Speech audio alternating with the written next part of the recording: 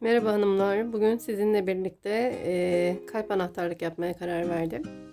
Şöyle göstereyim anahtarlığımı. Vereceğim tarifle sayısını düşürerek ya da biraz büyüterek istediğiniz kadar, istediğiniz boyutta renk kalp anahtarlıklar yapabilirsiniz. Şöyle. Öncelikle gerekli olan malzemeleri göstereyim. Ben bugün mor tercih ettim. Alize Cotton Gold kullanıyorum. 2,5 numara tulip tığ, makas, anahtarlık ucu ve iğne. Gerekli olan malzemelerimiz bunlar.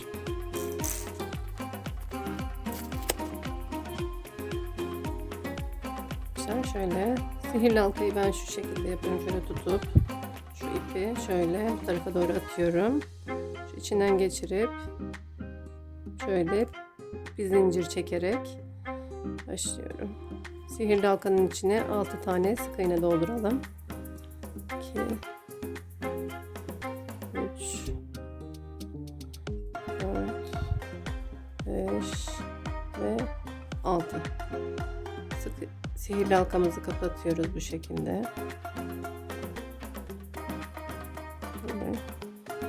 Şöyle ikinci sıramızda her sık iğneye çift dolduracağız. 2 3 4 5 6 7 8 9 10 11 ve 12. İkinci sıramız 12 tane sık iğne olacak. Üçüncü sıraya geçeceğiz. Üçüncü sıramıza geçince sıramızı belirleyelim. Ben şöyle ipimi atıyorum ön tarafa doğru. Şimdi bir tek bir çift dolduracağız. Şöyle göstereyim. Aynı ilmeğe ikinci kez batıyoruz. Bir tane tek, bir tane çift.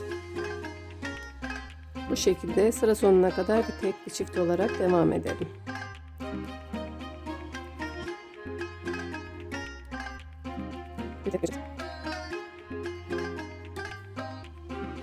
Sıra sonuna kadar bir tek bir çift olarak devam ettik. Şu anda bir üst sıraya geçelim. Bu sefer de iki tek bir çift yapacağız.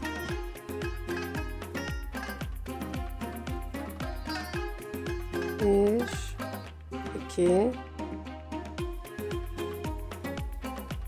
çift yapıyoruz. Bir, iki, çift yapıyoruz. Sıra sonuna kadar bu şekilde yapalım. İki tek bir çift olarak sıra sonuna kadar tamamladık. Şimdi bir üst sıraya geçiyoruz. 1 2 3 4 5. sıradayız arkadaşlar. 5. sırada bir sıra düz örelim.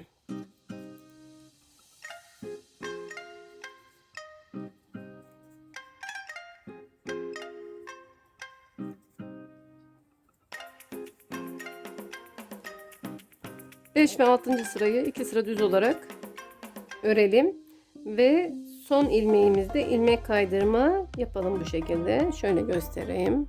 Şuradan şöyle ilmek kaydırma yapıyoruz. Bir tane zincir çekip şuradan keselim. Şimdi aynısından bir tane daha yapacağız.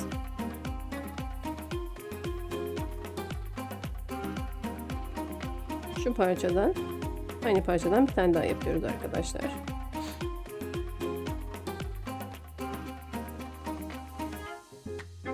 Sihirli halkayı yaptım. 1 2 3 4 5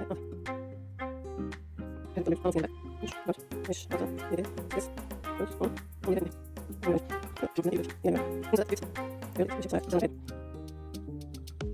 Dördüncü sıraya geçtik. Dördüncü sırada iki tek bir çift olarak devam ediyoruz. 1 2 2 tek bir çift. Sıra sonuna kadar bu şekilde devam ediyoruz. Çalıyoruz. 1 2 çalıyoruz. Şimdi 5 ve 6. sıraları düz örüyoruz arkadaşlar. Düz ördükten sonra iki parçayı birleştireceğiz. İkinci parçamızı da bitirdikten sonra bitiş yerlerinden birleştiriyoruz ve 3 sıra boyunca düz öreceğiz.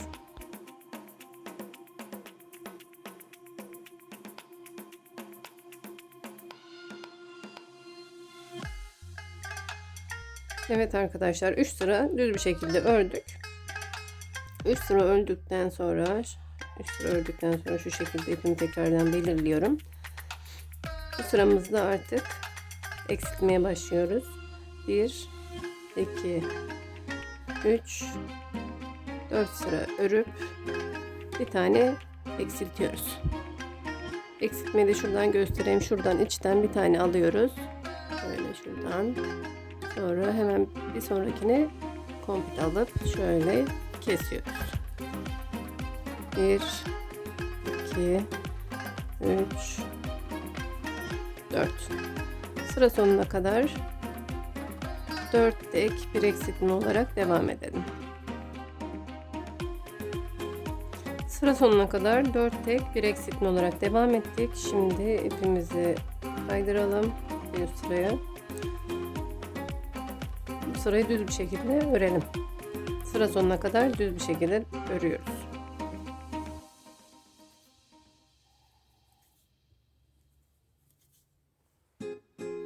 Sıra sonuna kadar düz bir şekilde ördük. Bir üst sıraya geçiyoruz. Burada da 3 tek bir eksiltme yapacağız. 2 3 tek bir eksiltme. Bu şekilde. Şöyle 1 2 3 tek bir eksiltme. 1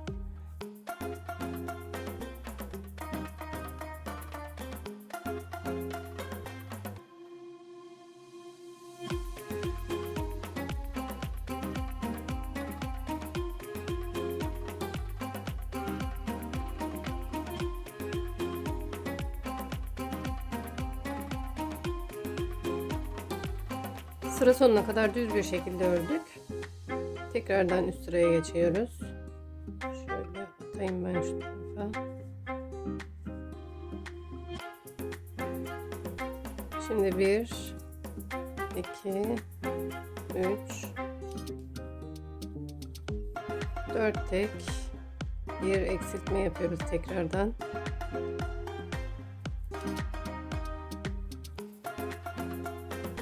Sıra sonuna kadar 4 tek bir eksiltme olarak devam edelim. Sıra sonuna kadar 4 tek bir eksiltme olarak geldik. Şimdi tekrardan bir sıra düz örüyoruz.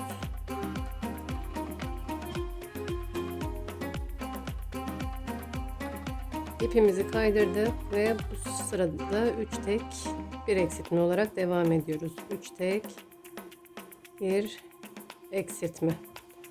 Sıra sonuna kadar 3 tek bir eksiltme olarak devam edelim. 3 tek bir eksiltme olarak sıra sonuna kadar geldik. Bundan sonra 2 sıra düz bir şekilde sıra sonuna kadar örüyoruz.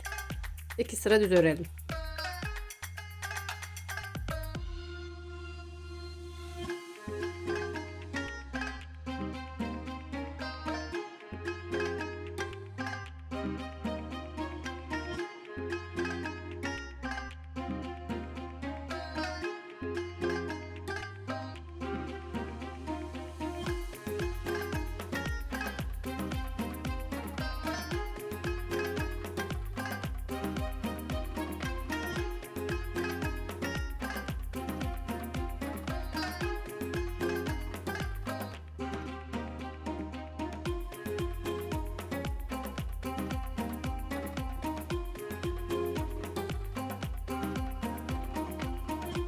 Sıra sonuna kadar 2 tek bir eksiltme olarak devam ettik.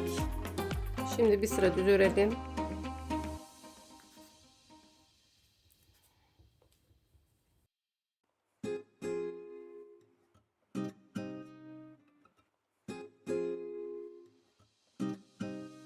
Bunu yapıyoruz artık. Uç kısımlarına geldik. Biraz zor oldu. Zorlaştı burada örmesi. Bir tek bir eksiltme. Bir tek bir eksiltme. Bir tek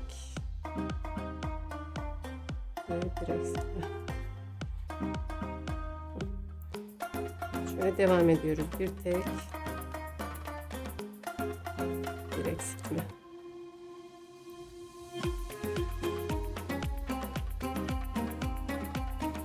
Bir tek, bir tek eksiltme olarak devam edelim. Burada içine artık iyice sıkı sıkı dolduralım. Çünkü bundan sonra artık dolduramayız. Yani şöyle sıkı sıkı. Ben makasla dolduracağım. Şöyle makas yardımıyla. İçine aldığı kadar elyafları geçiriyorum. Şöyle bastıra bastıra.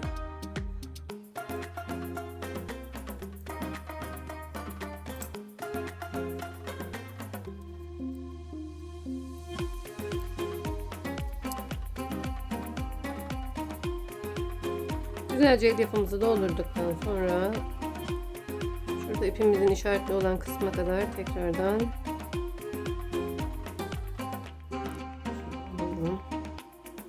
şöyle tekrardan bir tek bir tane eksiltme yapıyoruz. Şöyle bir sıra düz örelim. Böyle bir sıra düz örüyoruz.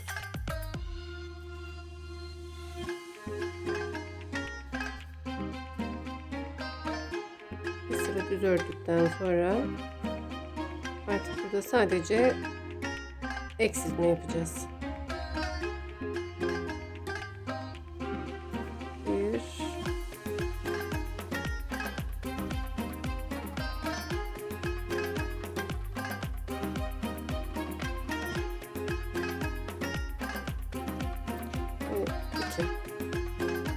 iki eksiltme yapmamız yeterli olacaktır. Şurada ipimi bir zincir çekip ipimi şöyle göstereyim. Uzun bir şekilde ipimizi kıralım. İpimizi keselim. Şöyle uzun bir şekilde. Çünkü anahtarlığımızı dikeceğiz. Şöyle çektim. Çok da tatlı oldu. Güzel oldu. Şöyle tığ yardımıyla şu son tarafları şöyle yapabilirsiniz. Düzelttirebilirsiniz.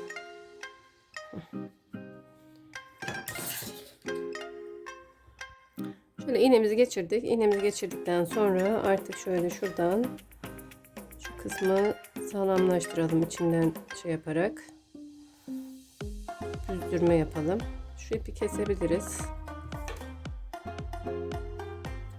Buradan kestik, bunu kaybettik.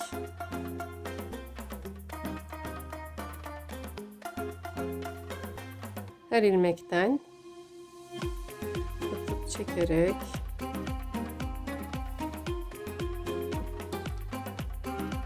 bu şekilde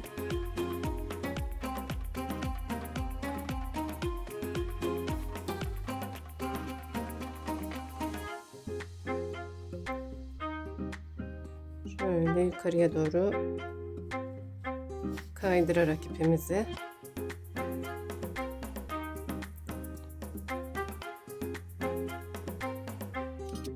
şuradan çıkartıyoruz.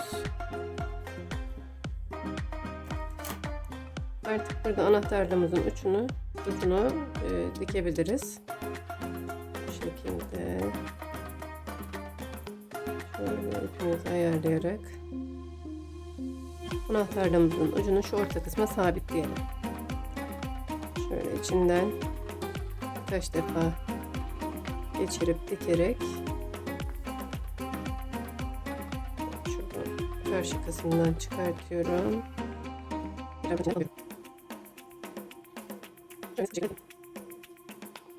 Bu şekilde böyle çevire çevire anahtarlık aparatımızın sağlam olduğundan emin olana kadar şöyle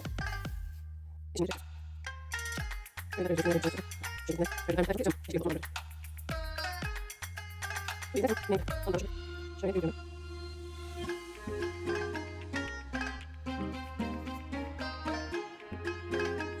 iki tane düğüm atıp daha sonradan açılmasın diye sağlamlaş. Aynı delikten tekrardan bu sefer şöyle ters yönüne çıkartıyorum. Ve ipimi de buradan arka taraftan kesiyorum. Anahtarlığımız hazır arkadaşlar. Şu şekilde.